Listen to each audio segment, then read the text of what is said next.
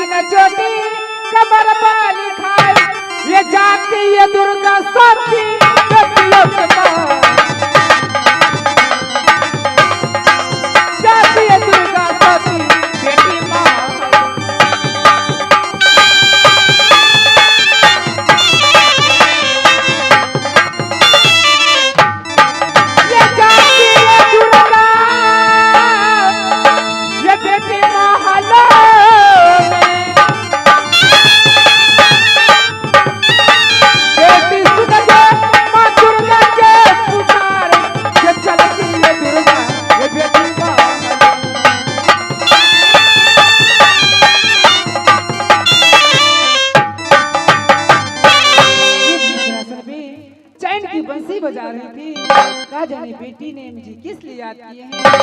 ठीक है, देखते ही महल में क्या कर रही है। के तोर के बेटी महलों के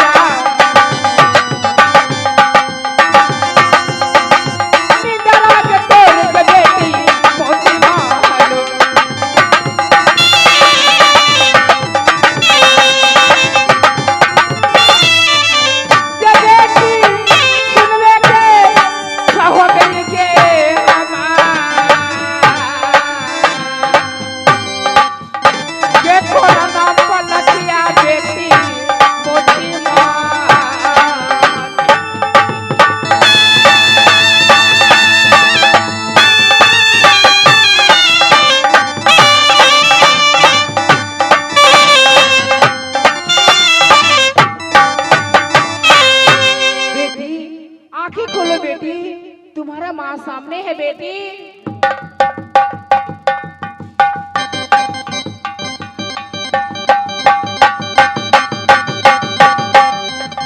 कौन? माँ दुर्गा? हाँ बेटी, खुश रहो बेटी। जैसे उम्र बड़ी गंगा के, जैसे उम्र बेटी तो हार बड़ी। बोले बेटी क्या बात है, किस लिए मुझे बुलाए बेटी? माँ आप तो जानती हो माँ। हाँ बेटी, मैंने संकल्प के अंदर नित्य रोज पूजा आपकी करती हूँ माँ। हाँ बेटी। माँ बस आपसे मैंने कोई चीज नहीं मांग करती हूँ, आपसे एक चीज आप मुझे वचन दे दीजिए, तब मैं अपने आपके दिल की बातें सुनाऊंगी। ये काटे के घट गई ये बेटियां न धान लक्ष्मी, ये काटे के घट गए मघर जोली पार, ये कौन ये छतरी तुमको गाली दिया, ये कह के सुना दे ये बेटी बात की सोया,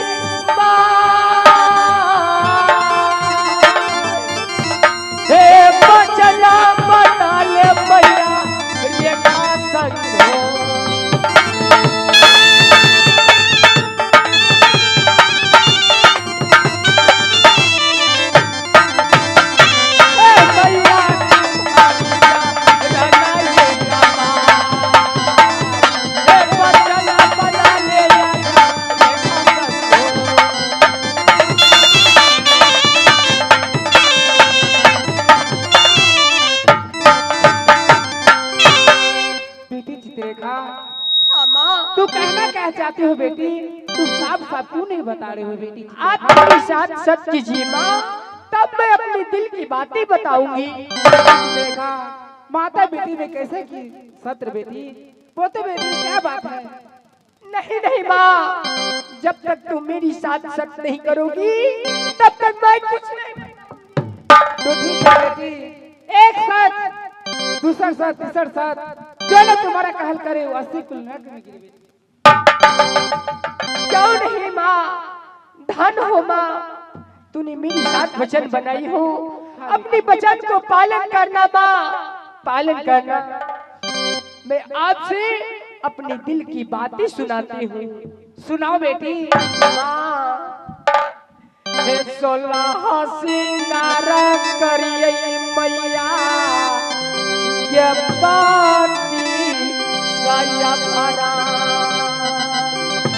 जब हम बैठिए बाबूजी के घर पापड़िया,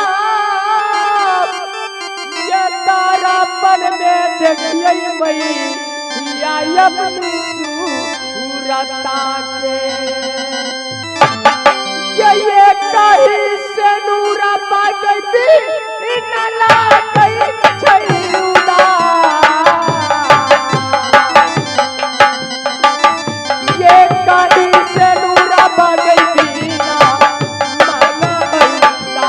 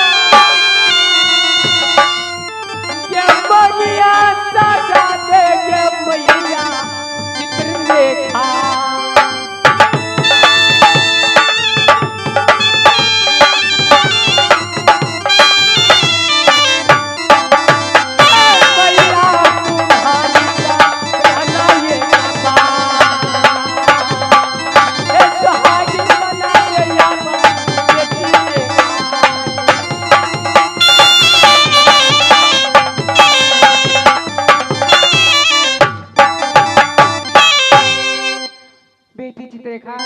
माँ तो ठीक है बेटी, दूल्हा पसंद करने के लिए तैयार हो जाओ बेटी। ठीक है माँ, दिखाओ क्या तूने फोटो लेकर के आई है? हाँ बेटी चित्ररेखा, मैं फोटो लेके आई हूँ 2-4 दूल्हा को। ठीक है, दिखा सकती हूँ। लो बेटी देखो। माँ ये कहाँ के रहने वाले हैं? कहाँ को है माँ? ए बेटी ये दिल्ली का है। माँ ये दूल्हा मुझे बहुत नहीं पसंद है, क्योंकि माँ ये दूल्हा तो बहुत मोटे हैं। तो ठीक है बेटी, दूसरा देख लो बेटी। ए माँ ये दूल्हा कहाँ की है? बेटी ये कलकत्ता के दूल्हा है बेटी।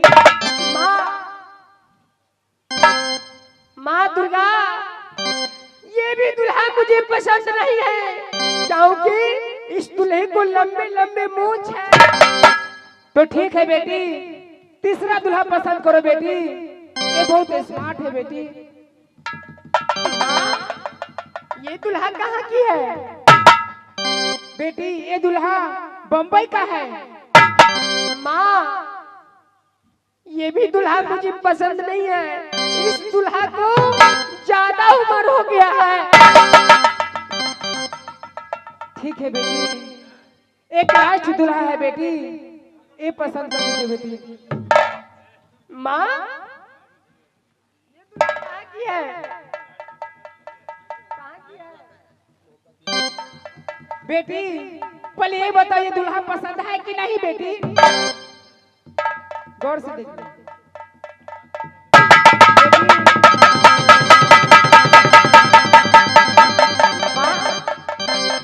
ये दूल्हा तो मुझे बहुत पसंद है माँ। बेटी ये शहर मोहब्बत का दूल्हा है बेटी। क्यों नहीं माँ? माँ तो मैं इस दूल्हा से कैसे मिलूंगी?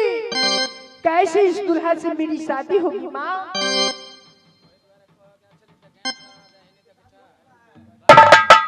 बेटी ये दूल्हा को तो शादी हो चुका है बेटी। क्या माँ? आज से 9 रोज पहले इस दूल्हा की शादी हो चुका है? हाँ बेटी ये दूल्हा को शादी हो चुका है बेटी। नहीं माँ, शादी हो गया तो क्या मैं सौतन में भी रह सकती हूँ। दूल्हा चाहिए तो यही दूल्हा चाहिए। तो ठीक है बेटी, अब सोच लिए बेटी, दूल्हा के शादी हो चुके हैं बेटी, सौतन बनना पड़ेगा बेटी। जब मैं शादी करूंगी तो इसी दूल्हा से और नहीं करूंगी।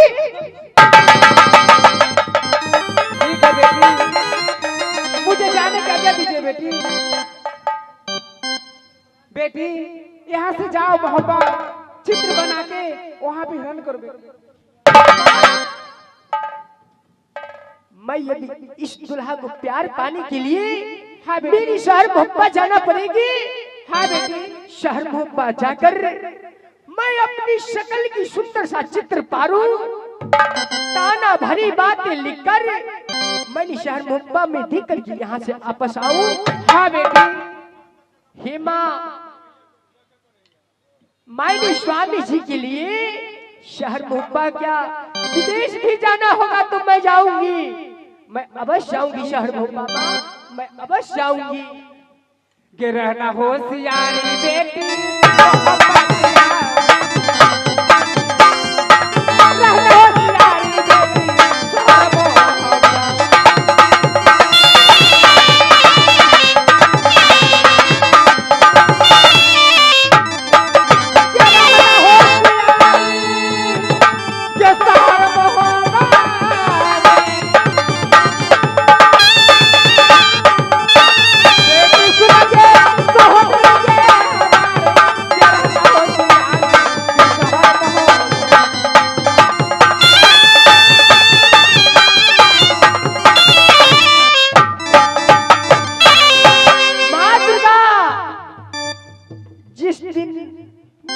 पसंद की लायक दुल्हा से शादी हो जाएगी, उस दिन मैं हे सोना के मंदिर हम मूर्ति बना,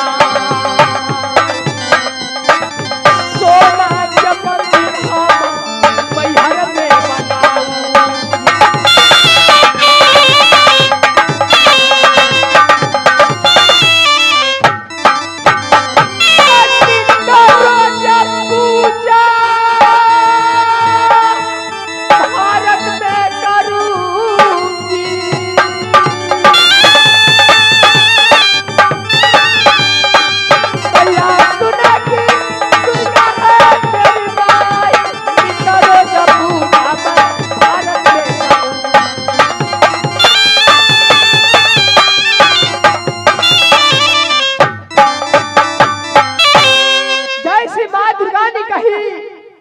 बेटी तूने यहाँ से शहर मोहब्बा जाओ, अपनी शक्ल की सूरत बनाकर तब ताना भरी बातें लिखकर शहर मोहब्बा में छोड़ करके आओ, तब तुझे शादी होगी। मैं इसी समय शहर मोहब्बा जा रही हूँ। चली हाँ माधलिया के दीदी सब